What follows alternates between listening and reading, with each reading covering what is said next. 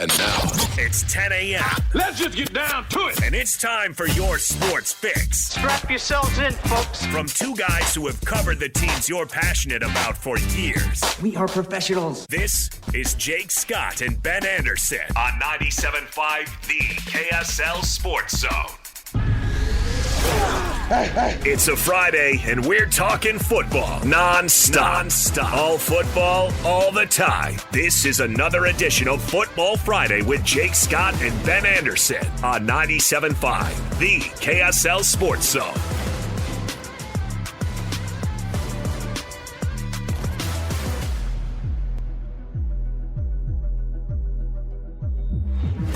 Jake and Ben, 97.5, the KSL Sports Zone. Jake Scott, Ben Anderson, thank you for making us a part of your Football Friday. What's going on over there, Ben? How are you? Doing well. How are you? Oh, living the dream. It's a conference championship Friday. And college football is at its peak madness, it feels. They used to be playing the Pac-12 championship game today. Oh, yeah, because they did it on Friday for some reason. Good call, Larry. Yeah. They thought, let's get out ahead of this. We're the lesser conference, even though we may not be. But let's make sure everyone feels that way. That was what do they? When is MACtion? Is it Wednesday nights? Is it the MAC starts playing the second half of the season? Whatever it is, it's like when you play on a non-traditional day, everyone thinks you're non-traditional, and I'm not sure that actually helps you until it becomes profitable, and then the haves just take it over. Yeah. Like Thursday night football. They're like, oh, you're playing on Thursday night? Christmas Day football? Like, no. The Mountain West and others kind of built Thursday night football, really. And then everybody's like, oh, look at this lucrative time window. People will watch it on Thursdays. Let's go ahead and start playing there. But thus is the greed and horribleness of college football. And we got to talk about certain aspects. I don't know if we need to lead with it. Well, we could lead with something from it. But if you did not hear Tim Brando with DJ and PK about 30 minutes ago, he was so good. Like, it was so good. He came on spitting fire.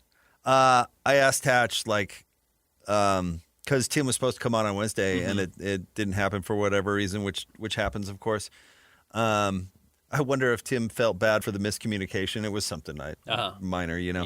And was like, okay, well, I'm going to come in and tell you exactly how it is in college football.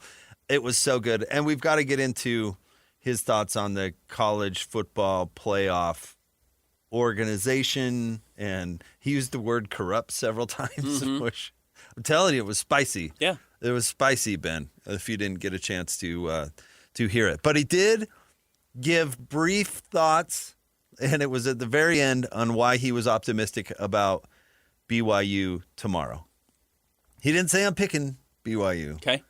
But he said, I'm optimistic about BYU beating Texas Tech. First reason he said, and he made a joke about the all-state playoff predictor being 99% for Texas Tech, win or lose. Mm-hmm.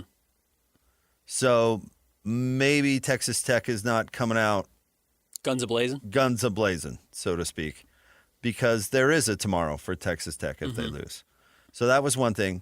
And then the second thing he said, Bear Bachmeier needs to throw on first and second down to loosen up the defense and then run LJ Martin. And I thought, God, I love Tim Brando. Yeah. But those two things I think are relevant for tomorrow's game. And by the way, if we're going to talk about time windows and that sort of thing on championship Saturday, being right out of the gate's pretty good, I think. I love it. Makes my day a lot easier. I mean, from a practicality standpoint, you get the rest of the day to yourself. If you want to sit around and watch college football all day, you certainly can. But if you want to be glued to the TV and watch BYU, it's awesome. Start the morning, 10 a.m., go get donuts or something for breakfast, and come home, the game's going. And, I mean, hopefully if you want to talk about national narrative and that sort of thing, you get a really spectacular game. The other games later on are huge duds because those teams don't have anything to play for either. And so you come out with a W. You come out with people talking Big 12. You hope it's not the opposite of that, where BYU puts up a stinker and is totally forgotten about by the end of the day. And then because you get other great games, Indiana, Ohio State, or Georgia, Alabama. Is it Georgia, Alabama? Is that the matchup? Yep. That Those erase every memory of BYU as a football team in the 2025 football season. Listen, I'm no playoff, or I'm no predictor. Let me put it that way. There's no way BYU has a stinker. I don't. They may lose, but it's not going to be a stinker. Why not? Because they're a really good team who's getting a second bite of an apple, which gives you a different opportunity to game plan, and they are going to be super motivated to steal a Ben Anderson-ism. It's a must-win football game for them. It's a desperate team who's going to be playing their brains out because there's no tomorrow against a team that maybe doesn't feel that way. Now, maybe they do. But Ute fans walk around crowing about the Sugar Bowl, and you should. Alabama had no interest in that football game. Utah was playing for everything. Mm-hmm. You know? Yep. Alabama's season ended when they lost to Florida in the SEC title game. And Utah was playing for the respect and glory for all the have-nots in the college football playoff world. They had everything to play for. So that stuff is a factor. It is. Now, eventually, you point at the scoreboard and you say, well, Utah was better than Alabama that day, and that was certainly true. But all the people who want to make excuses for Alabama have a point. The Crimson Tide didn't necessarily want to be there. So if Texas Tech shows up and thinks like, okay, well, we're going to give it our best, but, we know we're still getting in. Well, that's the thing. BYU will not show up like that. Like that? I mean, again, I'm no predictor, but I don't You seem to be predicting. I mean, that's what we're doing. We're having discussions. I don't see BYU having a stinker. I don't think so. I think they're a better team than that, who will have a better game plan and certainly be motivated enough to win the game. The danger about turning Bear into a drop-back passer is you do unleash the violent passing attack and pass rushing attack of Texas Tech, which might be the entire strength of their team. Now, their ability to just stop the run is really their major strength. But their ability to tee off on you is a huge plus. I mean, that's why this defense, this is crazy. Do you know how many points their defense has allowed over the last 5 weeks? 5 weeks. 36 points. They've had 2 shutouts in that stretch. I mean, this defense is as good as anybody in the country. And that's the problem of what BYU is going up against. So while, yes, they tried to run L.J. Martin to start the game, and he had the bad shoulder last year, and it just, they had a couple of big runs early, I should say big, 10, 12 yards. It just slowly started to fall apart. I actually think where BYU can win this game is with their own defense. I think BYU's defense has to step up here and play very well and get after Baron Morton and find a way to stop Cameron Dickey, because Cameron Dickey was, 120-plus yards that he had in this first game is not the greatest rushing attack we've ever seen. I mean, we watched what happened with Utah and Kansas State just 2 weeks ago. But if Dickey's able to move the ball consistently on the ground and that collapses BYU's defense, and then Baron Morton's not worried about Jack Kelly, then I think your life gets a lot easier if you're Texas Tech. So as much as we've been talking about what BYU needs to do to loosen up Texas Tech, I think Texas Tech's going to be willing to go back to their run game. And if BYU can't stop that, which they couldn't in this first matchup, at least not effectively when it mattered, I think Texas Tech, again, is going to look like the dominant team here. I'm not sure Texas Tech has to, quote, get up for the game. They've got a good running game, and they have a great defense. And that generally shows up week in and week out. Okay. But they're not unbeatable. They're not. No, they're certainly not. And they're not the New York Giants. And BYU's still really good. I don't know if I'd pick whatever. If you want to look at it on paper, do I think Texas Tech has a better team? Okay, I guess. But you could do that with every game, and yet we see upsets all the time. Yeah, of course. And different things that matter. BYU beat Utah because of a couple of mistakes from Utah and a couple of big plays for BYU. And that's what games often come down to. I think this game might not be any different. And when you say, does BYU lay a stinker, I think don't get off the bus. Now, is there a chance that it's the Jake Heaps 5 interception type of thing? There's a greater chance of that, I suppose. But I think they've got to go down like that, like that. Like that? Go down with that kind of game plan would be a more acceptable loss to me than losing like they did the first time. But that's neither here nor there. One thing, if you want to talk about a factor that could also play a big role in BYU's ability, Texas Tech doesn't have a backup quarterback, and their starter is hurt. So And BYU can get to it. If you want to say, how much do you really want to win this game to Texas Tech, and they know they're already in, well, if the quarterback is beat up after the first quarter, how much do they really want to win because they don't have another option? And he was in the first game. I mean, all these factors can come into, well, you might as well tune in and watch because it's not an automatic Texas Tech victory. I think it's far from it. BYU had 4 sacks in the first game. I think they all came in the first quarter. And then that's when Texas Tech started running the ball and had all the success. But, BYU absolutely has a dangerous pass rush. They can get to him. Terrible way to look at it, but if he's limping in the first quarter, it's probably a pretty good sign. And if Texas Tech doesn't have Baron Morton in their automatic berth into the playoffs, they're dead in the water. So how much do they really want to win that game? All that, it's all a factor. It is. And I would be more worried about, and look, the Utahification of BYU. I mean, Utah has made a living off of playing backup quarterbacks in the second half of games throughout Kyle Whittingham's career. And that's not that Witt's trying to hurt anybody, but he has a great pass rush. And when you have a great pass rush, you hurt the quarterback, and the quarterback goes out. You game plan to be aggressive. You can game plan to do those sorts of things. I'm more the likelihood or the mental aspect of it, kind of the intangible element, I guess, is that when these two teams played last, Texas Tech rolled BYU. And if they go into this game the way the Houston Rockets went into the game on Monday against the Jazz after crushing them on Sunday, where you just go in and saying, oh, we're just way better than this team, we're going to beat them just by showing up, that's the mental aspect of it where I think BYU could have an edge. Where you're right, BYU says we didn't play particularly well in the first game, our game plan was pretty crappy, and Texas Tech thinks, well, we rewatched the film, what we did worked, and BYU's obviously going to have counters to that, and can Texas Tech adjust on the fly? They are the number, 5 team in the country right now, is Texas Tech. Like, they've adjusted. I want 4. I want to give them credit. The Texas Tech has absolutely earned everything they've gotten this season. They are legitimate. The defense is awesome. The offense is good enough, and at times is really explosive. So if BYU runs into that again, I'm curious what the game plan has to look like for the Cougars to get a victory. Score 30 points. That's got to be the game plan. I mean, that's where I'm going to put the level. They got to get to 30. Yeah, which has not happened against Texas Tech this year. Yeah, sure. It's a Big 12 title game. Yeah. Where's Dan Hawkins? It's the Big 12. Yeah. I think I got to get to 30. I thought this game was going to be a shootout the first time they played. Maybe this could be something in the teens. I don't know. But if the Bear is going to lose you a game, make this one be it. That's really what I'm saying. Like, if he has a heaps 5 interception, throw the game away, well, what are you going to do? At least you went down swinging. You have nothing to lose. Absolutely, you have nothing to lose. So go out and put up 30 points on Texas Tech. Don't game plan scared. That's the point, I think. But to bring it full circle, I think there's a 0% chance BYU doesn't get off the bus.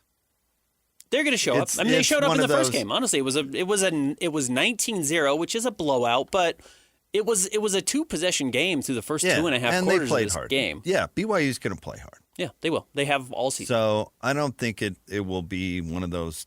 I don't think it'll be a snoozer. I don't. I think it'll be close. One thing BYU can't do, which they have done too often this year, is fall behind early. Because that's where Texas Tech will just continue to strangle the life out of you. And they started really slowly against Central Florida, and they were down 14-0, and it was 17-14 at halftime. It's just BYU has to come out firing, and they have to play better than that.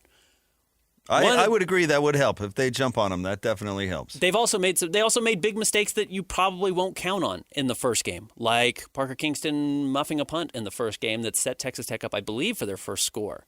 After BYU's defense had come out playing extremely well and getting after Baron Morton. So, you have to be clean. You can't lose the turnover battle, which we know that's every week, but BYU did lose it against Texas Tech, and Bear had the bad interception on a terrible throw. He should have just, taken the sack or thrown the ball out of bounds. I know that's easier said than done. And Parker Kingston fumbles a punt after BYU. I think it put him in a 4th and 20 or something like that. And when that happens, you're going to find yourself in trouble. Dang. Gotcha. Who was the defensive coordinator for your guy Sean Payton that was putting out bounties? What was that guy's name? You'll say it and you'll all remember it immediately because he was one of those notorious defensive the coordinators. But BYU should hire that guy for just a week. You want him to go hurt the Texas Tech players. Greg Williams. Greg Williams? Was that it? Man, maybe that's not who. Well, anyway, hire that guy. be like, okay, the way we win this game is he doesn't finish it. It was. So, Greg had the weird beard. Yeah. So like the bleached hair. Start handing out hundreds. And that's how it goes down. Yeah, I'm not trying to be a downer on this game. I'm not. I think Texas Tech is legitimately one of the better teams in the country. I think BYU is a very good team as well. BYU is going to have to play an extraordinarily clean game, and by far, I think their best game of the season to win this one. You know, I'm not sure there's been an effort from BYU this year that would be good enough to beat Texas Tech so far. That'd be interesting to look back on. But you know what? If you're telling me they have to play their best game to win, sure. Yeah, I mean, it's the conference championship. It's the conference championship. Absolutely. That is the fact. If Oregon or if Utah wanted to beat Oregon, two times they faced them in the Pac-12 championship game, they were going to have to bring their best. One time they got rolled by Justin Herbert, and the other time they won for the second time in the season against Oregon. I mean, going to have to absolutely. And I'm not so sure Texas Tech will bring their best effort. That's the thing. Texas Tech has been getting better throughout the season. They are better now than they were at the beginning of the year. We talked about that a little bit yesterday. But again, they have pitched 2 shutouts in their last 5 games. They've allowed 36 total points. Their last 3, they've allowed 16 points. The 20 they allowed was to Kansas State, and they did beat them by 3 scores. So it was 43-20, and that was the most points they've given up since losing to Arizona State. They allowed 7 points to BYU, and then 9 points to Central Florida. So it's just they're on a heater. Texas Tech is not just good this year. They're getting better, and they're continuing to play at an extremely high level, and they did just crush West Virginia 49-0. If there was a game that I thought they would overlook, it would be that one against a better than their record would imply West Virginia team on the road in the final game of the season, and they crushed them 49-0. So I've just been really impressed with Texas Tech. Every time I kind of wait for them to slip up, they don't. So maybe I'm fooling myself by thinking it can't happen, but they haven't done it yet. Except against Arizona State. They did, 26-22. Yeah. All right, we've got the top 3 stories of the day at KSLSports.com. Coming up next, it is the Jacob Ed Show, 97.5, the KSL Sports Zone. It's time to break down the biggest stories of the day. This is the top 3 stories of the day on KSLSports.com. 97.5, the KSL Sports Zone.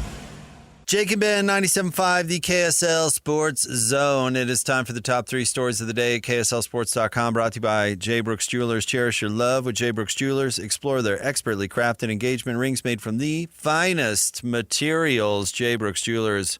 Where do you want to start today, Christian? Well, of course, the biggest story. Wake up, guys. We've got the Big 12 championship tomorrow. You wake up. You've got to do the broadcast Christian, starting the Go day. to bed now. Are you going to be with both Alexes? Yeah. Alex Carey, Alex Napolis. You going to do 2 hours right up until kick? Yep. That's convenient. 8 a.m. right up to kickoff. Get you ready, and then we'll do the post-game show right after. I'm going to be curious if BYU does come out throwing the ball, because I do think that's what everybody has said. As you mentioned, it's what Brando said. I think if you watch the film, you wonder why they weren't doing that more. And I kind of wonder if you zag when everyone thinks you're going to zig, or zig when everyone thinks you're going to zag. I wonder if you come out and you do say, this is our identity. We're a good running team, and Bear can throw the ball, and you have a very talented receiver core.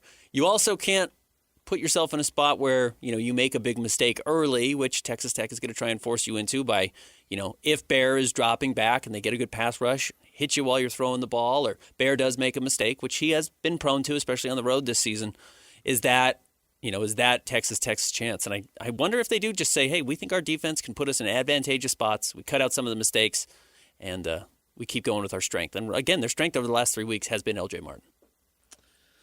Ben, it's that kind of thinking that gets you Pickett's charge, honestly. Logic needs to apply here. And running against this Texas Tech team just ain't going to happen. It's just not without some sort of... why did Utah lose to Texas Tech? Couldn't throw the ball. Why did BYU lose to Texas Tech? Didn't throw the ball, or couldn't, whatever you want to say. There's a little bit of both mixed in there. You could probably say the same things about the Utah game, didn't or couldn't.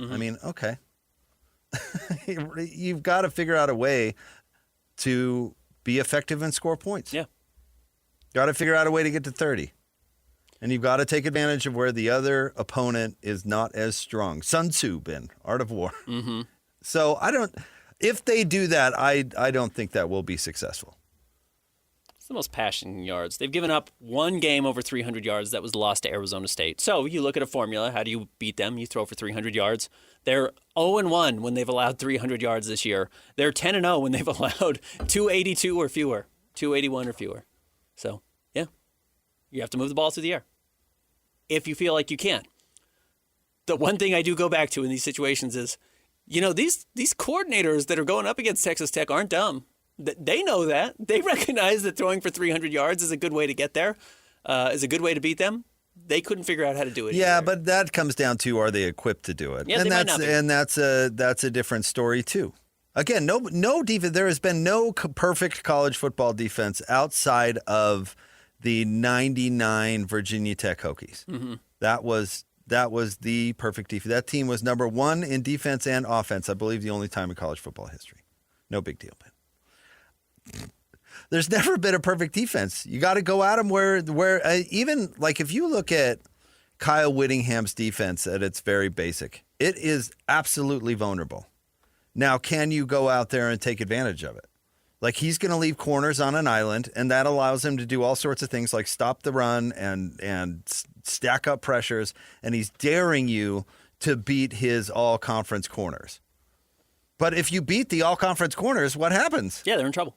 They're in trouble. And so Whit would run into trouble in random games when in the Mountain West in the mid-aughts, like New Mexico had Hank Baskett. You remember that guy? Ended up dating one of the Hugh Hefner's girlfriends. Uh-huh.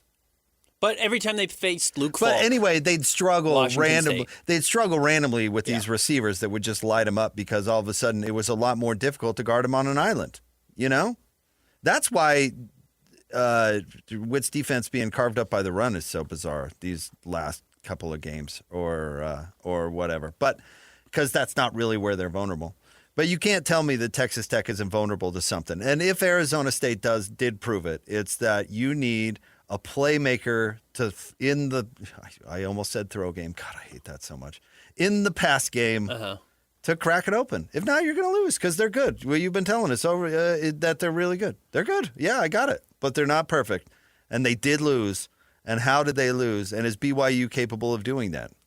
They beat BYU and they beat Utah, and those are the two other best teams in the Big 12. It is of note that they didn't play either Arizona or TCU, who are probably the next two best teams. And can throw. So while they have not given up big passing games traditionally, they also haven't played the best passing quarterbacks in the league. And Bear did throw for 188, not super impressive, and that game was very tough for the Cougars, but Arizona State, who probably is the next best team they faced, did throw for 300 yards. And Utah can't throw the ball. So if Utah could throw the ball, they beat Texas Tech. Yeah. Hey, if they connect that one pass that gets called back for illegal man downfield, like you might beat Texas Tech because all of a sudden you have a lead and you can just slow the ball down. But the rest of the game. crashing into their line over and over again trying to run isn't going to work. It's really hard to do. It's not going to work. Yeah. So I think that's what BYU should do. We've seen a lot of what we think they should do with offensive coordinators historically, and I'm not just saying at BYU, and it not come to fruition because, either they scare themselves or they recognize why other teams haven't been able to have success through the air either. And then on the other side of the ball, this I've decided this is totally my number one game plan. Do you remember in, I guess it was Knocked Up, where they were talking to Katherine Heigl about losing weight, but they can't say you need to lose weight. And he was like, you just need to tighten. Mm-hmm. Just tighten. Mm-hmm. If I had to say to the BYU's pass rushers or defensive players in general, land heavy. Yeah. If you get a chance to land on the quarterback, land heavy. No, don't brace your fall. Just land heavy. If there's a position group that can win this game for BYU, other than the receivers, which we're talking about on the offense, those linebackers can have a huge game. Those linebackers getting to Barrett Morton and slowing him down and keeping him uncomfortable will be a huge plus for BYU. What's next? Number 2. Today is Friday, December 5th, which means today is the deadline for Kyle Whittingham to give Utah his decision to return or not. Have we seen anything? Bartle me this. Has Kyle Whittingham retired? I have not seen anything yet. We haven't seen a Bartle bomb out there? 11:05. Steve Bartle. Okay. We'll talk to Steve at 11:05, see what the latest is. And again, what was the reason why? What did this coordinate with? It's built into his contract, I believe. It's just a deadline. Just an ambivalent, worthless deadline that if he says, I need another weekend, Utah will say, oh, yeah, sure. You've been here for 20-plus years. Yeah, we'll give you another weekend. I don't think this has anything to do with anything. Oh, we have a little breaking news. Go ahead, Christian. Just announced by On3, Penn State has their head coach, and it is relevant to the Big 12 Conference. They are hiring Iowa State's Matt Campbell. This news broke last night that they were in serious talks with Matt Campbell, and he'd shown interest, and that's where their pivot was post Kalani Sitake. Matt Campbell's a really good coach. I've obviously teased him a lot on this show for what he can't do, but he does win 8 games every year in a much harder place to win than Penn State. Well, Iowa State's going to the bottom of the league. That's going to happen. I'll be really curious where they go. They seem like very logical. I don't know who he's bringing with him or if they have a situation where they just promote somebody within. He's relatively young, so I'm not sure they have the guy in waiting. Even so, how they often would does make that a work? lot of sense for both Morgan Scalley and Jay Hill to me. And that's pure speculation, obviously, but those would be names I would be interested in. Wouldn't take that job if I were either guy. I think that's a job that's been propped up by a pretty good coach in the new world. I don't see Iowa State making any waves. You think Iowa State has any money? Probably not. No. They need a gimmick. They need They've had a gimmick. And you know what? Matt Campbell was kind of a gimmick. Yeah, they're a gimmick. His defense scratch it out kind of style was 27-24 was kind every of game. gimmicky. So they need to find another gimmick. I'm curious with how this whole Coach Witt thing is playing out. I mean, I guess the hard thing is don't predict things way down the road where you have no idea how you're going to feel at that moment in time. For example, remember when Urban Meyer told the whole Utah team on his way out the door that he wasn't going to coach for another, how did he put it, Kyle? Or you've heard this story a bunch of times. He said, like, I'm not going to coach till I'm 50. I'd be dead or something like that. You know, I'm going to take this money because I can't coach forever. And then it comes right down to it, and it's like, oh, yeah, well, maybe I will coach another 20 years. Yep. You know, because you get to it, and you don't know how you'll feel, and you don't know. I'm sure Coach Witt thinks, like, I feel great. I'm doing great. I'm in a good groove. The program's in a good spot. All these things. Because it's tough to let stuff go. I mean, I kind of might make fun of that stuff on this show sometimes, but it's really true. Hyman Roth thinks he's going to live forever. I mean, that's everybody. Yeah, term limits or whatever you run on. Yeah, thinking I can't imagine being that old and doing it. And you realize your body doesn't change. I mean, your body changes, but your mind probably doesn't change as much as you think it's going to. And yeah, it's hard to step out of the spotlight. I worked with a guy at Sears. His name was Harold. He was an old engineer, and he was slinging hand tools. Lloyd probably remembers him. He was like in his mid to late 60s or whatever. I was like, Harold, what are you doing working at Sears? Aren't you retired? And he's like, oh, yeah, I'm retired. You running out of dough? Everything okay? Oh, everything's great. Just like tools, looking for something to do. Like, I feel great. I'm not in the, the I want to lie at home and do nothing phase of my life. Yep. So I'm going to go interact with people and sell hand tools because it's something I enjoy, believe it or not, or and you get to keep better myself at it. occupied. You know, you just never know. And I know Coach Witt's father passed away in his mid 60s, and I'm sure that had a real impact on Coach Witt. How could it not? But that's not you. You know? Absolutely. That's not you necessarily. So I get why he would be torn. But the problem is you can't hold the football program hostage. You know? The hostage implication, though, is that they can't move up or move forward. Like, Witt's still the best guy for the job. Yeah, you would think so. Well, I mean, he's had a great year. You Sure. win 10 games this year. I mean, You've he's had got a great year. Quarterback coming back. You've got an offensive coordinator who looks like he has an idea of what he's doing. You just had a hell of a recruiting class. But- Utah's in an awesome spot But right now. you have told someone else that they're also the best man for the job. And there is the transition of players are, in theory, going to be there longer than just a year or 2 years. So you have to have that. I mean, part of the coach in waiting thing is you hope that the transition isn't an abrupt one and that you can keep continuity in the whole thing. But you can't just keep it that way forever. I mean, I guess you can. But I don't know. I'm sympathetic to Kyle Whittingham, the person, but he's He's got a lot of people's lives in his hands. I'm serious. He's got a lot of people's lives and futures riding on what he wants to do. I am sympathetic to Kyle the person because he's a human being and he deserves that. But I'm not sympathetic to Utah feeling like they need to. If they feel like they need to get rid of Whit, they're up in the night. I don't think they Whit rules.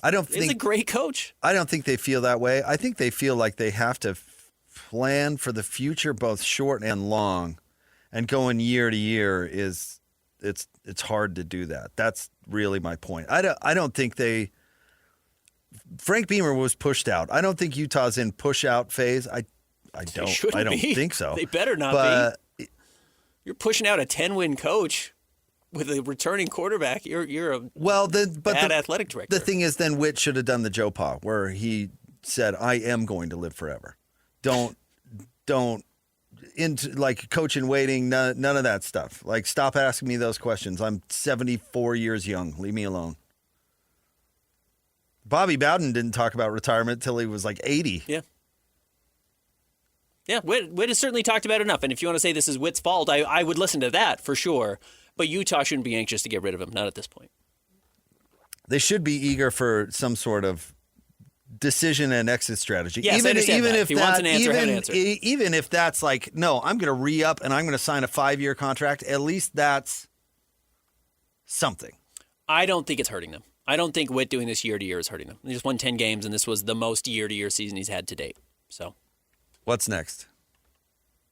The Jazz get a back-to-back against the New York teams. They beat the Nets last night. They will see the Knicks tonight. First time they've won back-to-back games this season. Pretty rough first 3 quarters, and then a brilliant fourth quarter last night. Listen, the Nets should be so embarrassed. So embarrassed. The Jazz didn't have a center. Mm-hmm. Their only quote-unquote big, which all offseason everybody's been telling me the goal is to not have him be a big. Mm-hmm. Kyle Filipowski was the only one that you could even qualify as a big. And somehow the Brooklyn Nets lost decisively in the fourth quarter, where, Ben, if you can just get dunks every time up the floor, you're going to win every fourth quarter. And there's no reason why Brooklyn shouldn't have had a dunk every time up the floor. You know what's embarrassing? The Jazz outscored the Nets in the paint last night 56-46. Yeah. So my point is not necessarily they should be embarrassed for losing to the Jazz. They should be embarrassed to losing to a team that did not have a center. That is embarrassing. The counterpoint is that the Jazz were down 9 to a team that I think their leading scorer on the court last night averaged 13 points a game. Because they were without Michael Porter Jr. and without Cam Thomas, who were their 2 guys who average, again, more than 13 points a game. So these were 2 quite hamstrung teams. But this is a game the Jazz should have won. This was a win from the opening night. They should have said that this is a game we expect to win this season. I know, again, whatever fans are worried about the Jazz winning too many games, it's like, yeah, you're going to beat the Brooklyn Nets. The Brooklyn Nets are terrible. They're trying to be terrible, and they're sitting better players in games like this specifically to lose. Well, I mean, we can get back to this later, but it looks like they're going to win too many games. The Jazz? Yeah. You think they're going to win too many games? It's looking that way. I mean, they may pull. We'll see how drastically they pull the plug at the end of the year, but they're certainly on pace to do it. And Keontae George is playing at a crazy high level, and Lowry is in the top 10 in the league in scoring. And they're going to win several of these kind of games, enough to probably convey that pick, unless they really pull the plug at the end. I think the horrendous strength of schedule to start the season is a bigger reason why they have 8 wins than anything else. Yeah, but remember what a just awful pace they were on last year, and that awful pace had to continue. Well, they don't need to finish with the worst record. They need to finish with the 6th or 7th worst record. They need to not get to 30. I got you. Yeah. I know. I think if they get to 25, which I look at the rest of the season, I still think 25 is probably a pretty realistic number. Well, we can talk about that a little bit more. We'll see. I don't know. The injury also plays into it, I suppose. And the schedule gets really tough. I mean, January's brutal. Just the rest of December is really good. But I don't think anybody had Keontae plugged as a 2010 guy. No, not at all. And that's kind of what he's doing.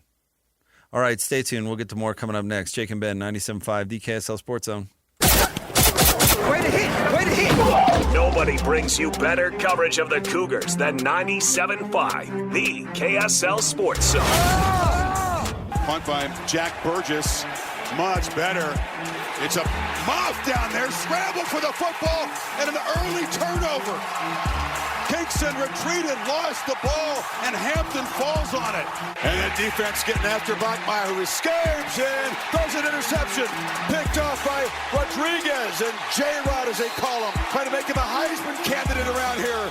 Makes a big play. The first takeaway by this defense today. Second overall for Tech. You're listening to Jake Scott and Ben Anderson on 97.5, the KSL Sports Zone. Jake and Ben, 97.5, the KSL Sports Zone. I want to remind you about our friends at Miki Couture. Get the best blankets and gifts ever. Save 50% this season with promo code ZONE50. Shop online at MikiCouture.com or visit any of their 6 Miki locations. Can't miss with the Miki. It's a great gift. You're looking for, I don't want to say last minute, but maybe you've done most of your Christmas shopping. You're looking how to finish it off. I don't like the letdown of a bad gift. You know what I mean? Mm-hmm. Like I like I like low risk factor gifts. Nobody ever opened up a binky and was disappointed. Nope. You know what I mean? 50% off is huge. Man, Zone 50, that's the best deal in town. And then you'll see it again next Christmas. I'm not talking about the deal. I mean, it'll be wrapped around your kids or your wife or whoever next Christmas because they're going to be glued to it for the next, decade? How long? How long are we using blankets now? Christian, what's your oldest blanket in your house? 5? 5 years. That's a young blanket. It's a young blanket. I've got far older I'm a young blankets. guy. Yeah, right. Yeah. Somehow, our family, is everybody's family this way that just accumulates blankets? We've got so many. It's nice, though, man. No, I mean, I love it. Yeah, I don't want to be beyond an arm's reach of a blanket, especially during the winter. Yeah, when I need one? Yeah. Actually, the beauty of Miki's, not to get too distracted, is they are nice in the summer, too. Anywho.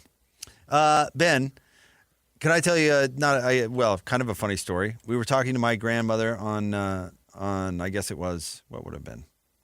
Saturday? Mm-hmm. And she lives on the East Coast, and she's a sports fan. And she goes, how did Duke get into the ACC Championship? And I said, Nana, you must be wrong.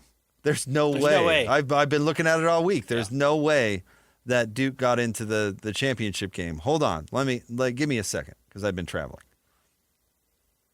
Well, I'll be darned. Sure enough. Duke UVA is the ACC Championship, which is what a league. What a league. I owe the Big 12 some apologies because I had said the Big 12 is closer to the ACC than it is the SEC and the Big 10, which still may be true, but my goodness, Duke UVA is your conference championship game. It's an absolute disgrace. Whew, that is a real humdinger. Now, if Duke wins, and by the way, the conference commissioner better be poisoning Duke's water right now. I mean, he better be. You're poisoning it for Virginia.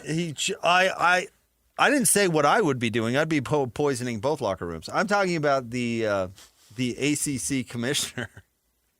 I mean, it is so worst case scenario for the ACC if Duke wins. So bad. Because if Duke wins, then 2 G5 conference champions are getting into the playoff, and the ACC is getting left out of the playoff. 8-5 is what Duke would be with a win here. And yes, you're right. Well, I think because they change the rules every year in college football, and the playoff is different every time you open your eyes. It's the top 5 champions, conference champions, highest ranked. Yes, conference not champions. ACC, not the Power 4 and then G5. It's just the top 5 highest ranked conference champions. So in this case, it would be Jake Retzloff and Tulane. Assuming they beat either one. North Texas is a top 24 team too. Right. Whoever wins that game. Yeah, and then the other league, and it'd be Jimmy Madison. Yeah. Would be the other team getting into the playoffs. Because those are top 25 teams. All 3 of those, James Madison, North Texas, and Tulane, are all ranked. So with a win, and Troy is probably not going to beat James Madison. I think James Madison's got 20-plus point, favorites in this game. They don't have their coach, though. Their coach is That's at right. UCLA. He is leaving. I think he has left. Davis? What was his name? We were talking about him during the Kalani saga. Regardless, they're still going to be Troy, I would think. But anyway, neither here nor there. Yeah. So this is why Big 12 fans should really be rooting for UVA. Yes. And I'm serious. They should be really rooting for UVA. I've never rooted for UVA a day in my life, and I don't know if I can possibly start tomorrow. But the problem with that scenario, Ben, is where Jimmy Madison and, say, Tulane get into the playoff, is they will get rid of the automatic qualifier. They will get rid of it. You're right. The SEC, yes, this is not a one-off year. No, they will get rid of that. What happened when Arizona State got a bye they shouldn't have gotten last year? Right. They're we're not going to just gift you a bye. We're not going to do that again. Are you actually kidding? have to be one of the 4 best. Wasn't teams. it Arizona State and Boise getting a bye in a home game? Mm-hmm. Like, we're going to give you a bye yeah, we're not doing that again. Are you that's gone. kidding? Yeah, that's totally gone. But you're right. If James Madison in North Texas or Tulane, whoever get in, yeah. The Mouse will get rid of the AQ bid for the other leagues. They will. They'll look at it and say, ACC, we agreed to this when we thought you would provide us a decent team. Right. We made that loophole in the rule just to kind of, appease some people. We never dreamed that the Clemson Tigers would finish behind Duke. And because they lie about this, and they love to lie about this stuff, they're going to say, we're doing this for you. Because hypothetically, last year, we would have just, if we get rid of the AQ, we would have just put Miami in. And we would have had your best representative. This is actually in your best interest. Yes. This is good for That's you to how get they'll rid of sell it. And then all of a sudden, you're going to have the Big 12 and the ACC, who need the AQ to get in, sitting at 13, 14, 15 in all the college football rankings going forward, so you can't find your way in. Okay, so this is just a precursor because it's part of the reason that I want to talk about what Tim Brando had to say on the morning show, and we can get to that. We'll get to it before the end of the show because we've got Steve Bartle next, and then Don Williams, who covers Texas Tech for the Lubbock Avalanche-Journal, will jump on with us. But I do think it's really interesting. So we'll get to it coming up. Stay tuned. Jake and Ben, 97.5, the KSL Sports Zone. The sports you love, the teams you can't live without. Get a sense of urgency! This is Jake Scott and Ben Anderson on 97.5, the KSL Sports Zone. Jake and Ben, 97.5, the KSL Sports Zone. It's time to talk some Utes. Big decision, we think, going to come down today. Let's hit the open. Covering the Utes better than anyone else. This is Ute Insider Steve Bartle of KSLSports.com on 97.5, the KSL Sports Zone. Steve, hello. Hello. How are we, fellas? We're doing great. Steve, Jake introduced you by saying we expect a decision today. Is that accurate? Do we expect a decision on Kyle Whittingham's future today? It's in his contract. He has to let Utah know what he's going to decide. Does that mean we're going to find out? I don't know. I'm not so sure. But, we're all kind of digging and asking around, talking to as many people as we can to try and stay on top of things, and we'll see. We'll see. I haven't heard one way or another whether we'll see something today officially, publicly, that sort of thing. We just know that Whit has to let Utah know what he's going to do today. If Whit says, I'm not sure, I need another weekend, are they going to fire him? Dude, no. They wouldn't do that to him. No way. So it may not be a hard deadline. I mean, you never know, right? Like, I don't know. For Kyle, it's got to be tough for him because, I mean, we know how competitive Kyle is, right? It's who he is. It's what's defined him. He's all about competition, and he's talked a lot about not wanting to be a lifer as a coach, but it's all he's known in his life, and it's got to be tough coming to terms potentially of, saying goodbye to that life and, the grind. As much stress as he probably feels, like it's also just a big part of his life and something that, these coaches just, you get into such a rhythm and it becomes your lifestyle, it can be hard to say goodbye to that. And I think that's sort of where we're at right now with Kyle and this decision is the actuality and reality of potentially hanging it up and calling it a career. And, so we'll see. I think Kyle obviously has done a lot. He's been at the helm of this program for 2 decades. And in those 2 decades, the University of Utah has evolved in so many different ways. And a lot of it does stem from the success of the football program. And so, Kyle has meant a lot to the university, and his impact, is just incredible. So, it's tough. We're all kind of waiting today to see if news starts to trickle out. But Kyle, for all that he's done for the university, he should be afforded the time to truly come to grips with whatever his decision is moving forward. Morgan's obviously been very patient. Yeah. If Coach Whitt were to come back, would you expect that patience to continue?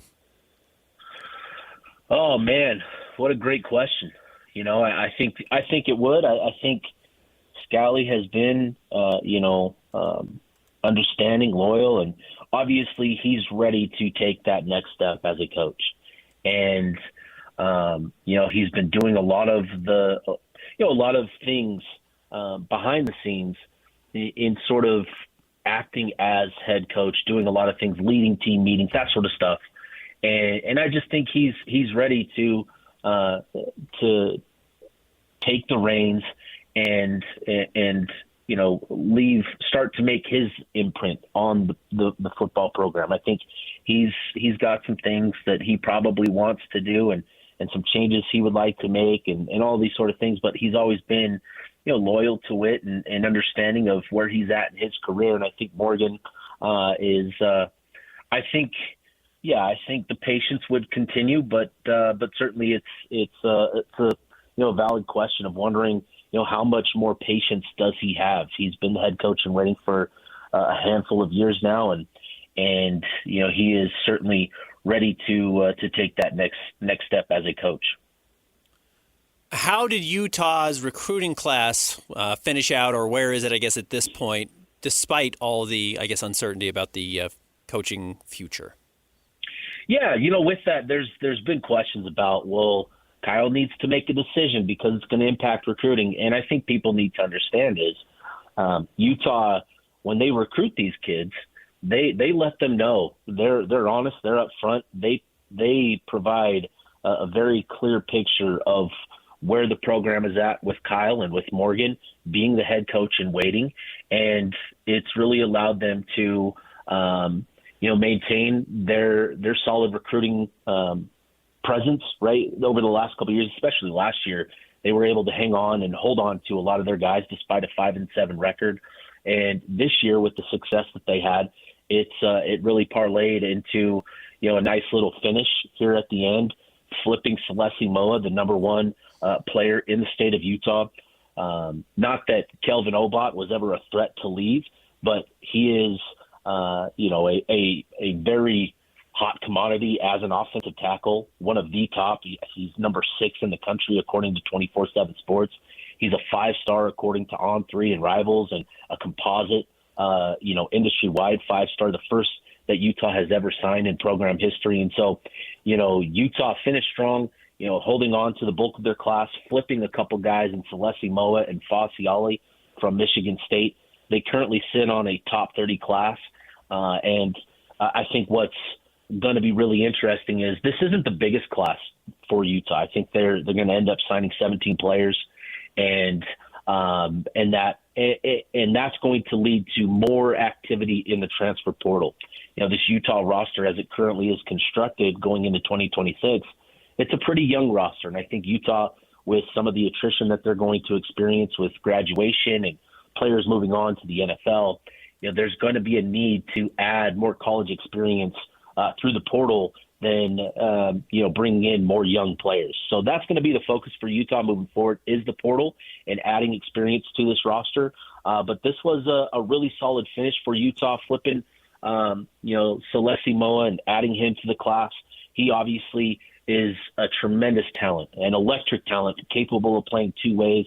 And, for him, the opportunity to come home and play in front of family and friends is a big deal. So I think that's a big thing for Utah, was being able to flip Mo and add him to this class, which was already pretty strong. But to add him as sort of the headliner, here locally, I think is a big deal. Steve, I've seen Utah defenses get run over before. It has happened. I mean, you can think of Kadeem Carey. Back in the day, there was a game against Cal where they gave up a ton of rushing yards. I want to say like 2011. I mean, there have been examples of Utah's defense getting run over in the past, but I don't think I've ever seen it happen 2 games in a row.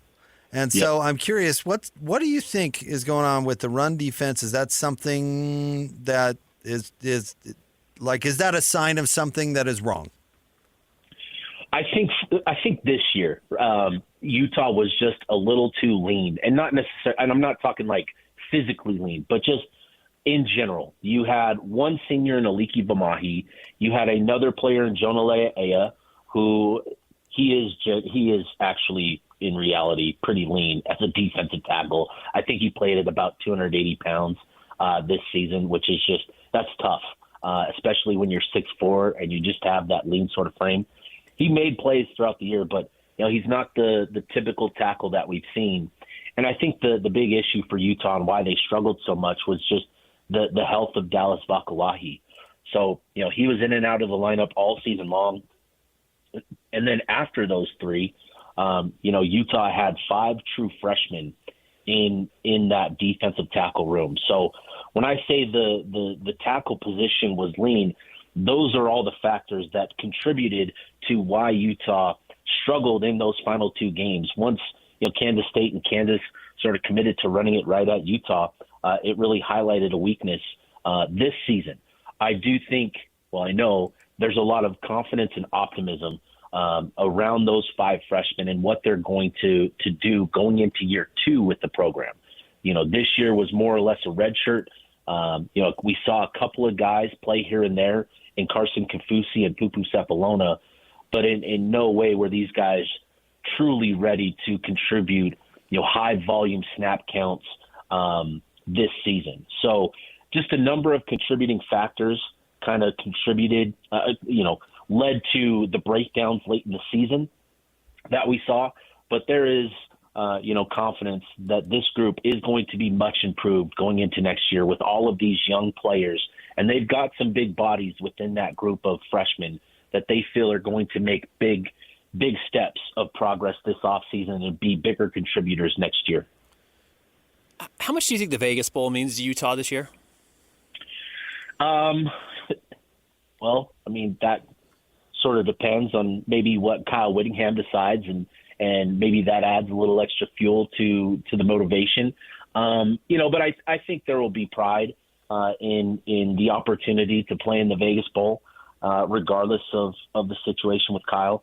Obviously we know bowl games just aren't what they were, right? We'll probably see a number of guys, opt to not play in the bowl game. And for Utah, that's an opportunity to get some other guys some snaps and get a look at other players. So it's going to be kind of a unique situation, but I think there would be, excitement over the game. It's a short trip down to Vegas, and it's a great opportunity to play a Big Ten program, and we'll see. But yeah, I think that's most likely where Utah's headed is to the Vegas Bowl, and I would anticipate, from what I've heard, I think the matchup is going to be Utah-Nebraska, but we'll wait to see on Sunday what that actually is. How many Big 12 teams should get into the college football playoff? Man, I think both Texas Tech and BYU should be in it. But we've seen with this college football playoff committee that, they've got an angle in for what they're trying to get in there. And, I think you look at BYU's resume with the 2 wins, or I shouldn't say 2 wins, but the win over Utah and what that meant and for them. And you look at the rest of their body of work, they've done a lot to warrant greater consideration compared to some of the other resumes, that belong in the top 11 and top 10. Texas Tech, obviously, being where they are and what they accomplished this season. I absolutely think the Big 12 should be a two-bid league this season, regardless of what happens in the championship game this year. With the way that the top three programs played this year with Texas Tech, BYU, and Utah, Utah doing a lot to, get the big dominant wins, I think really helped or should have helped both Texas Tech and BYU in sort of strengthening their resumes. It's obviously a quality win for both, but I think the Big 12 should have both Texas Tech and BYU as of right now. Now, obviously, they always talk about how championship games shouldn't impact things, but we'll see what plays out beyond, a BYU just winning out and securing their bid that way. We'll see how competitive that game is and what the other games look like to potentially, impact things within the top 10. Yeah, Steve, do you have a feel for tomorrow's game? I really don't. I have no feel other than, what I know. And, from the regular season, Texas Tech, they are just at a completely different level in terms of talent and leadership. They just have so much talent across the board, especially defensively. And, with that game being in Arlington, obviously we know the BYU fan base will be there, but that Texas Tech presence will be pretty strong. So it's going to be really interesting. I think it's going to be a competitive matchup, but just watching Tech play this season, they were just, they were on a different level than everybody else this year. And it's just hard to see them not winning this game tomorrow, being in Texas. And, they're just at a different level this year than everybody else, in my opinion. Your phone hasn't buzzed during this interview, right? We don't know if Coach Whitt is going or staying. We're still in limbo. Okay. I've gotten some texts, but nothing crazy yet. But man, it has been a wild week. I've been on the phone, man, multiple hours a day. I've probably made 40, 50 calls this week alone. It's been quite a crazy week of investigating. Well, we'll be glued to your work, Steve. You let us know when you know, will you? Yeah, you guys got it. Appreciate you, fellas. Thanks, Steve. Appreciate you.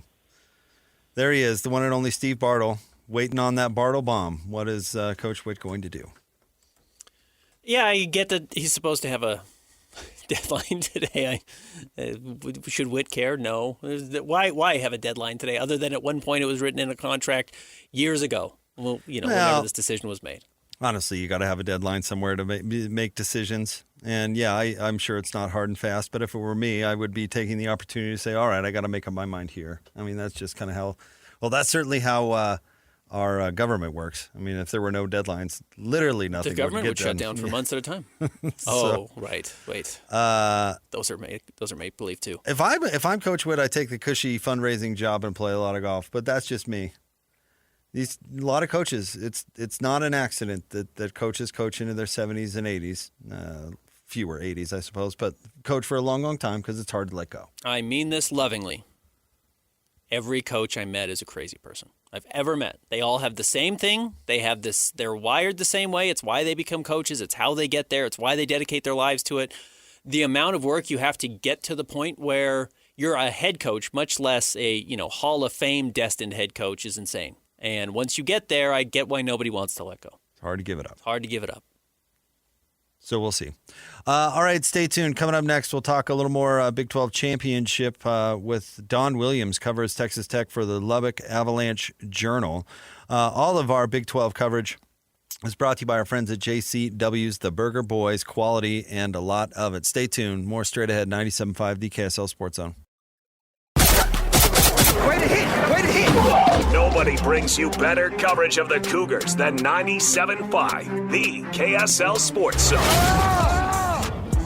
If you want to talk about manifesting, go back to our dinner. When Joey and I had dinner, we talked about this. Joey, you remember that we talked about playing each other in the championship game. We manifested it, and now here we are. Yeah, I think looking at the film, honestly, and the mistakes that we made, they're so fixable. We're able to fix those this week, and we're very confident as an offense, at least. I know the defense is the same. They're in the film room every day doing their thing, but we've seen a lot of things that have brought a lot of confidence. Obviously, we need to execute. You're listening to Jake Scott and Ben Anderson on 97.5, the KSL Sports Zone. Jacob in 97.5, the KSL Sports Zone. Time to talk a little bit more about the big game tomorrow. Of course, the Big 12 Championship, BYU and Texas Tech. Let's get out of the zone phone. Joining us now, he covers Texas Tech for the Lubbock Avalanche-Journal. He's the one and only Don Williams with us here on Jake and Ben. What's going on, Don? What's up, Don? Hey, guys. We're headed toward Arlington as we speak, and looking forward to the game tomorrow. Thanks for the invitation to come on with y'all again. How do you think Texas Tech is feeling headed into this game? Well, I think they feel confident. They really haven't given themselves much reason not to feel confident over the course of the year since, I guess one of the statistics on them that's kind of eye-catching is that they're one of only, I believe, 6 teams now in the last 100 years that has won 11 regular season games by 20 or more points. And, the closest game, out with the exception now notably of the loss at Arizona State when they didn't have Baron Morton. Otherwise, the closest game in their 11 victories was the one against BYU there on November 8th here in Lubbock. So I think the Big 12 is learning that BYU and their fans travel really well. There's members of the LDS Church all over the place, and they come out to see the Cougs play. But also, this game is closer there to Lubbock. And can you tell us what, split do you expect of the stadium? Because it is sold out. We know that. Is it going to be 70% Texas Tech, 80%? What do you think? That's kind of hard to say. But just because, obviously I haven't observed the BYU fan base, up close and personal, with the exception there of since BYU has come into the conference. I don't really know from that standpoint, although you just documented it, of course. But, outside of Lubbock, the thing is Texas Tech's biggest alumni base is in the Dallas-Fort Worth area. And so anytime that Tech has a sporting event in the Dallas-Fort Worth area, which Arlington sits right in the middle of it, the turnout is usually substantial. That goes for football, basketball, baseball, you name it. There are a whole lot of Texas Tech people who live in the DFW area, which for those who are maybe not real familiar with Texas geography, that's a little more than 300 miles from Lubbock, east of Lubbock. But being, big major metro, there are a whole lot of Texas Tech people in that area. And, so much so that for about 10 years, Texas Tech and Baylor moved their annual football game to the DFW area. They had the Cotton Bowl one year, and they had it at AT&T Stadium for about 90 or something like that. And I remember one of the years they had like 72,000 people there. So my guess is based on that is, like you said, maybe 70-80 Texas Tech, 70 or 80% Texas Tech people. But obviously, like you said, BYU. I think Texas Tech people recognize there will be a lot of BYU blue in the stadium tomorrow as well. It's hard to nitpick a 29-7 victory, but as you mentioned, this is the closest game other than their loss that Texas Tech has played this year. What do you think they would like to clean up? I guess from the last time these two teams met. Well, the thing that Texas Tech would like to clean up from that day, and they talked about it quite a bit. That day they had to kick 5 field goals. And so ever since then, Joey McGuire has said that and Tech's kicker is Stone Harrington, who I was kind of interested, maybe a little surprised to see. Stone Harrington was first team All Big 12 yesterday on the team picked by the coaches, which is saying something in this conference, particularly when you got a guy like Will Farron for BYU, who has had a great career.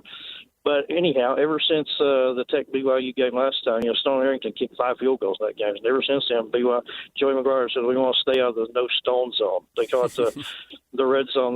They now call the red zone the no-stone zone. They like him kicking 50-yard field goals. They don't want him having to come in to kick field goals when a drive stalls out at the 12-yard line. So that's the one thing. That's the one thing that they would like to keep clean up compared to last game is finishing drives. How healthy is Texas Tech going into this game? As far as we know, reasonably healthy, considering that, 13th game of the year, everybody's going to have players who are banged up. Obviously week to week this season, the big one has always been Bear Morton because he suffered that lower leg injury in the season opener and then aggravated it when he took another hit in the Kansas game, like the 6th game of the season. So he's always the guy that that's kind of monitored. They say that he feels as good as he has all season, and moved pretty well in the last game up there at West Virginia. So he's probably the main guy. Although, if he were to go down, which he's kind of been vulnerable to having to leave games because of injury, it's happened 3 times to him this year. Then their depth at quarterback is a little questionable because Will Hammond, their number 2, is out for the year, and their number 3, Mitch Griffiths, got banged up last week against West Virginia. But there's none of their other really main players, starters, what have you, is out for this game or doubtful for this game. They haven't given up a lot of points, period, this season, but it's 36 total points over their last 5 weeks. Does it seem like this is a team that's still ascending? Are they getting better? Yeah, I think they are, and part of the reason why is just because it's such a veteran group that they have on defense. There's really almost no – outside of John Curry, one of their linebackers, who's a sophomore, there's almost nobody on that defense that is a young guy. They're going to lose, I think, 7 starters off of that defensive unit. Of course, that people make so much of their transfer portal class from last year. The defense is the side of the ball that benefited the most from that. So when you're talking guys who are so many of these guys who are 22, 23 years old and are really have shown themselves to be really dedicated to the process and that sort of thing, I think they can always sharpen up a little bit here and there. Again, part of the reason why is because most of these guys came from all different places across the country last year. So they are just, they're still, a lot of these guys are less than a full year removed from when they first met each other.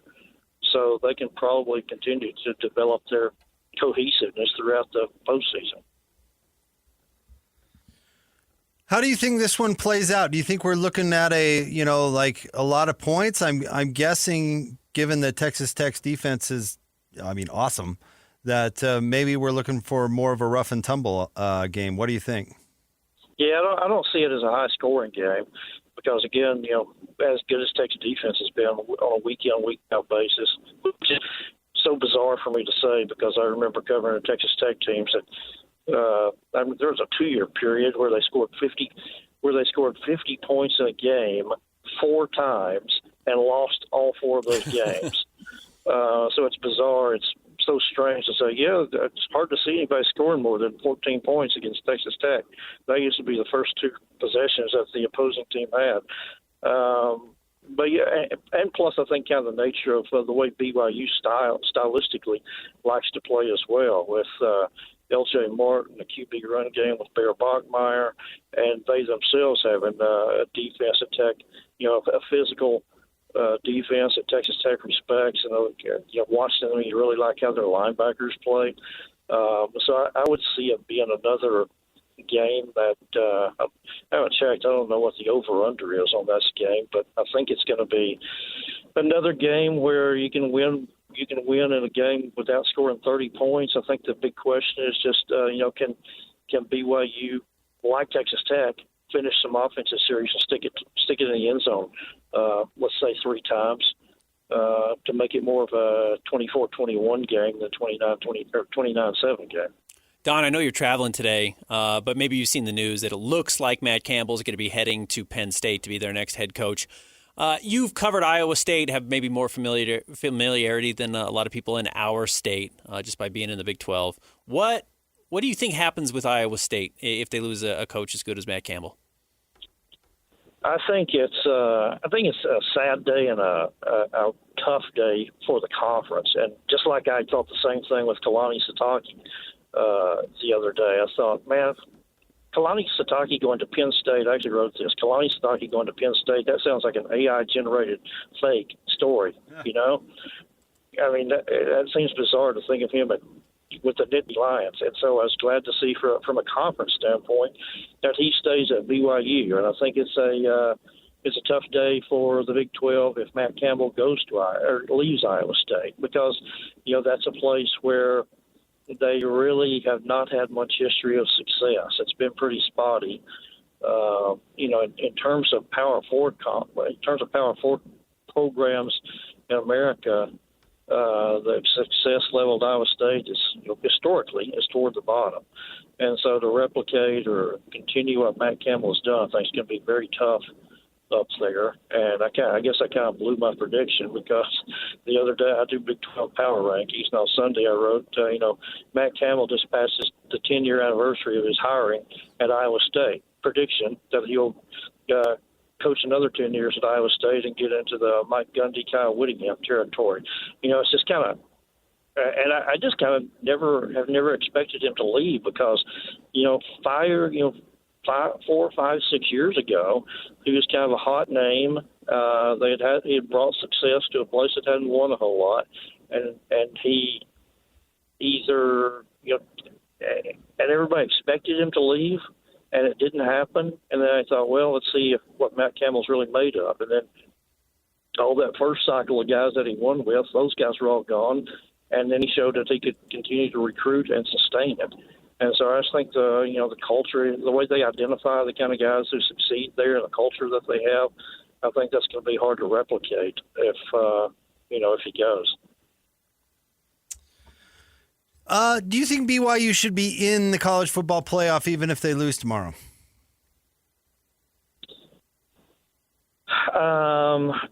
That's a tough one. I'd say 50-50. Although I think, although I think if you look at it, I think I can't remember who I saw, and I saw it posted on social media, but there are people who have made a pretty compelling case for BYU being one of the teams that belongs in. That was pretty persuasive. And I remember thinking I wasn't convinced that BYU did belong in the field, but after, reading some of the case that can be made for the Cougars, I found it pretty, like I say, a pretty persuasive argument that, they should be in, especially considering that, okay, they've beaten everybody else they've played except for a team that, is now sitting number 4 in the CFP rankings. So yeah, I think the big thing, though, that BYU needs to do is play a game that's more close than it was in Lubbock. Because, the game in Lubbock, I never really got the sense that Texas Tech was in danger or that BYU was going to mount much of a comeback. So I think they need to, if they don't win, I think they need to, play a game that's more back and forth and is, a one-score game. Well, Don, certainly travel safe to the game, but enjoy it, and let's hope we get a good one. We appreciate you, Don. You bet. Thanks, guys. Always enjoy it. No, thank you, Don. You're the best. There you go. Don Williams covers Texas Tech for the Lubbock Avalanche-Journal. This is not breaking news, obviously, but, when it comes to a guy like Matt Campbell and, did you think he was going to be a lifer? And we have seen guys who we thought maybe have longer runways of coaching retire. Chris Peterson obviously comes to mind, guys who don't want to deal with the NIL era necessarily. I think you are going to see more coaches who may have been lifers somewhere recognize that, look, it's NIL or bust. I just can't win at a school if I don't have the money. And it's not an accident that while, yes, Brian Santiago came on our airwaves yesterday and said, we hope that they find a rule and can put money in place so everyone has the same opportunity to spend money and it's not lopsided. But until then, until it's enforced, they're going to be competitive. one of the reasons Kalani wanted 10 to 15 million extra a year is because if you don't have it, you're fighting such a steep uphill battle, you may not be competitive. As good as you've been. And it's why all of a sudden a team like Vanderbilt is relevant. And it's probably going to be good now. Vandy's going to be a good school. It's going to be a good football school. As long as these rules are in place, they're going to be just like BYU because they can go out there and they can pay the number 3 overall quarterback to pick them over, Georgia? You've got money. You can be competitive now. All right, stay tuned. We wrap it up. Coming up next, Jake and Ben, 97.5, the KSL Sports Zone. Way to hit! Nobody brings you better coverage of the Cougars than 97.5, the KSL Sports Zone. If I'm being honest, I just wanted to be here long. That's what it's all about. I've had amazing mentors along the way, including Lavelle Edwards and Kyle Whittingham, who like sticking where they're at. I appreciate all their examples to me, and so this is a place that I want to be for the long run. That's such a peaceful feeling. I honestly if he left, I would have been super sad. I would have probably cried in my bed. And I'm not even coming back for the next year. So that shows the character of Kalani and how much we care about this program. Just knowing what he's done in the past and what we've been able to build. To have that kind of taken away and to start like new would be really, really hard. You're listening to Jake Scott and Ben Anderson on 97.5, the KSL Sports Zone. Two amigos on the airways, talking sports. They got him made Jakes and also loves his tie guy. Ben's got style with his scarf. Oh my.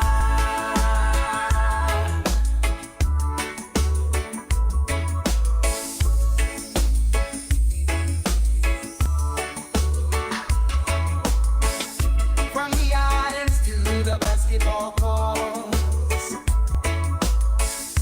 They may be engaging their thoughts. Jake's got wisdom beyond his years. Ben's got stories to make you cheer. Jake and Ben, you know they're the best. Bringing sports. Jake and Ben, 97.5, the KSL Sports Zone. This segment brought to you by Peach Doors and Windows. Amazing home transformations begin with Peach, where 5-star reviews are the norm. Call them today for your free in-home estimate. 801-566-1255. Peach Doors and Windows. We also want to remind you to kick things off with us tomorrow at 8 a.m. A Big 12 Championship edition of College Football Saturday. Alex Curie, Christian Esparza, and Alex Napolis get you ready for a showdown between number 11 BYU and number 4 Texas Tech. Then starting at 10 o'clock, tee it up with Brian and Bob and Real Golf Radio, bringing you the latest from the world of golf until noon. So swapping the College Football Saturday and Real Golf Radio. So be prepared, you golf nuts who are trying to get geared out for Christmas, right? You got to... Yeah. It's a layup gift for the golfer in your life. Yes, it is. I know they do a lot of that stuff. Brian and Bob have been doing a series on great golf gifts. You'd be surprised at the detail that Brian breaks down rangefinders. I bet. Yeah. If it's your thing. I happen to know this because my I listen to Real Golf Radio, but my daughter's dance class is at 9 on Saturdays. So I'm always dialed into Real Golf Radio. So thanks to Brian for hooking us up with the detailed breakdown of the rangefinder. I just used my watch. That's accurate enough. Lloyd, you're a rangefinder guy, though. Lloyd's got to be dialed into like the millimeter, or he's upset. I use David James. David tells me how far it is, and then I guess a club, and I hit it wrong, and then I walk to where my next ball is. Hey, I wanted to talk about the Tim Brando college football playoff stuff, but maybe we save that for next week because it really is kind of evergreen. The college football playoff topic will be around for quite some time, but give those guys another plug for their interview. Tim was really good coming on. Of course, Tim, he's not the head college football guy for Fox. He's one of the top ones. He's one of the top 2 or 3. And he's come on the station periodically over the years and has a relationship with David and Pat. But it was a real scorcher today. It was really good. If BYU ends up making the college football playoff, wins tomorrow, and of course Texas Tech gets in as well, do we stop talking about how it's corrupt? Oh, no, I think it is corrupt. I think the only reason they will have included BYU and Texas Tech is because they have to. Yeah, they have to. Yeah, right. I think they put Texas Tech up as high as they did because they're just assuming they're going to beat BYU and it's going to solve all their problems. Mm-hmm. But no, if BYU gets an AQ bid, I don't think that does anything for the perception. And now it'll be kind of funny when they have to pick between Notre Dame and Miami. Yeah, because they've got Notre Dame ranked higher, but Miami beat them. right, head-to-head. Yeah. So that will kind of be hilarious. I mean, there's the disappointing thing, and they probably should just get rid of Conference Championship Weekend if all we're going to care about is the playoff going forward, because basically the big Conference Championship games don't matter at all. The Big 12 one does. The ACC one does in a bad way. Yep. But Alabama, Georgia, Indiana, and Ohio State are all getting in regardless of what happens. There's a real argument that BYU Texas Tech is the best championship game tomorrow because it has the most on the line. And by the way, Alabama shouldn't get in regardless. Agreed. But they are going to get in regardless. Yeah. If they were to get steamrolled, I mean, like 52-7, maybe you find a way to drop them, but I don't think that's going to happen. It's not going to happen. So, yeah, they're going to play a relatively tight game, and as a result, they're going to say, man, any Saturday, Alabama could have won that game, so go with them. Speaking of Brando, he said that Alabama and the SEC and their commissioner are bent that Alabama got froze out last year, and they're not going to let that happen again. Yeah, and they shouldn't. They should be mad about that. You should be mad if you're not getting the money. I keep wanting to call Greg Sankey Mike Slive, and Mike Slive has not been the SEC commissioner for like 10 years. Mm-hmm. I kept multiple times during this conversation I want to be like, Mike Slive is not going to wait. That'd kind of be like referencing Bill Clinton as the president of the United States. You know what I mean? Yeah. It's like he hasn't been that for a while. I don't have a problem if Alabama gets in. I do. A 3-loss team? They would have 3 losses. But you're not going to hold the title game against them, but everybody's more than willing to hold it against BYU. Stupid. But 3-loss, you're out. Right. Or why are they playing it? That's exactly my point. Why are they playing conference championship games then? If it basically doesn't matter who wins and loses, if all we're caring about is the playoff, then why are they doing it? Yeah, I think it's a good point. I mean, as we've said, I've been banging this drum for a while. I hate the college football playoff because I think it totally diminishes the value of winning your conference championship. I don't understand why conference championships have taken such a backseat to everything in college football, including the Rose Bowl or whatever big bowl game. And I get when the Rose Bowl used to be the same thing every year and it actually meant something and had some tradition. Getting there was really cool and it lined up some legendary matchups. But now that doesn't mean anything specifically, and we've killed the value of winning your conference championship, other than it does potentially get you a bid, though Duke is going to challenge that. Yeah. Duke's going to challenge that actually meaning anything. Yeah, I really hate that. I think you play in your conference. You can't control what the SEC does or the Big Ten does or the ACC does. You can only control what happens in the Big 12. And if you win that should be a huge accomplishment. Utah winning the Pac-12 twice is a huge accomplishment, but it gets frowned upon because they didn't win the Rose Bowl. And I think that's insane. I think that's bizarre. I think that should be the dessert of the main course that is your conference play and conference championship. And BYU has set themselves up for a great main course. And all we talk about is, well, if you win the championship game, it's a cab ride to what actually matters, not that this is the celebration itself. That's what I hate. Well, you're describing college basketball for exactly a long time. Yep, exactly right. Hans and Scott here coming up next. We'll be talking about it on Monday. Jake and Ben, 97.5, the KSL Sports Zone.